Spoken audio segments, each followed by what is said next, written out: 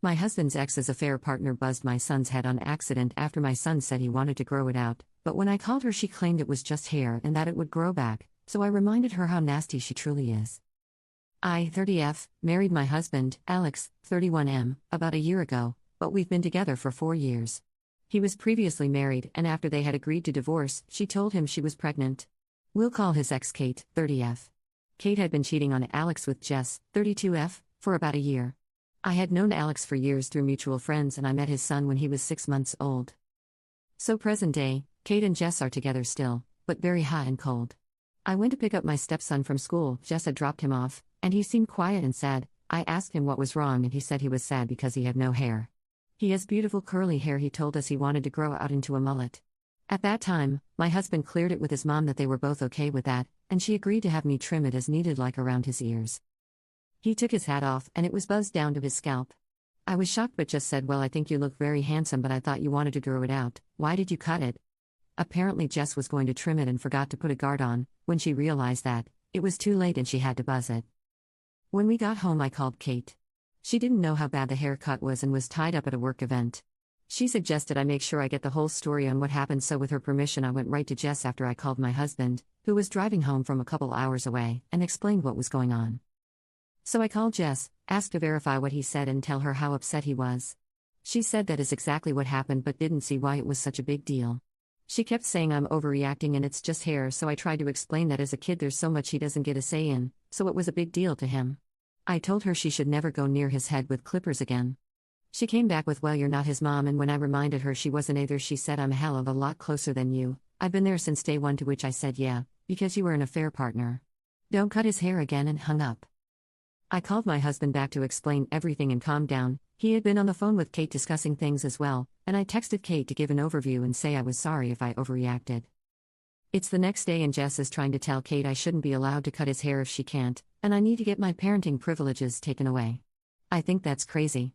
And just to clarify my role as a step-parent, Kate and my husband meet twice a year alone to discuss parenting things, and at the last one Kate said she is comfortable with seeing me as a parent and is ready to include me in the meetings going forward. But am I a jerk for being upset with Jess for not only buzzing his hair but for how she reacted trying to minimize it?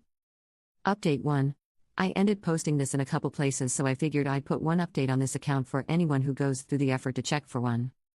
My husband talked to Kate about why Jess would do that and react how she did while he was driving home. Kate admitted she has noticed Jess asking questions about what I do and saying little digs at me around their son. Like he will tell a story from our house and she'll find a way to say something negative about me. She lightly called her out on this one time and Jess had a really negative response.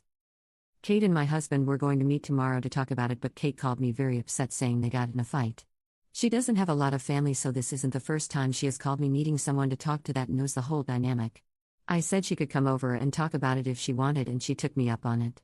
So she came over, we all played Hot Wheels for a bit, seeing their son obviously helped calm her down, and then I took him to the playroom while Alex and Kate talked.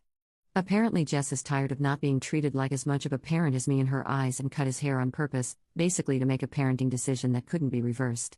That came out in a heated blow-up from her when Kate insisted she was okay with me cutting his hair so he could have the style he wanted since I was good at it.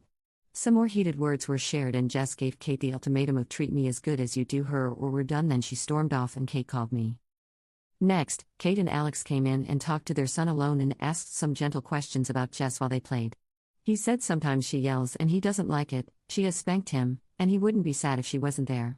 We all ate dinner together so our son could see that everything was okay, and we all told him how many fun things we could do with his hair as it grows back. He will be going to a professional for cuts though. After Kate went home, my husband even buzzed his head and told our son that he thought it was so cool he wanted to match him.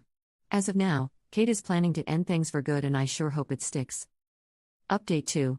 I had no intention of posting another update, but I have gotten a lot of DMs asking if anything has changed, so here is a final update before I log out of this throwaway. Kate and Jess met to talk and I don't know everything that was said, but all I do know is that Kate then told us she would be filing for a restraining order against Jess and asked for my help because unfortunately, I have had to file for one before. Then, Kate and Alex met at our house and talked over what that means for their son, and that conversation turned into what my role is as a parent. Kate and Alex are now in the process of amending their parenting agreement, which frankly they said was overdue anyway because he's a toddler now and all these agreements were made when he was an infant and their divorce was really raw. They asked me if I would be comfortable being written into the agreement to have things like the ability to take him to the doctor, be a designated contact, and a next of kin if anything happens to them, etc. They will also add in guidelines for introducing future partners. A lot of commenters said I needed to back off and let the parents handle this. While there are things I for sure could have done differently, I spoke with both Alex and Kate and they both agreed they were thankful for how this happened and were glad I was the one who picked him up that day. But overall, Kate is upset. Kiddo is picking out the stencils that he wants to spray designs into his hair as it grows out. All schools and family members have been informed that Jess is no longer allowed near anyone in this family on either side, and some important conversations have been had.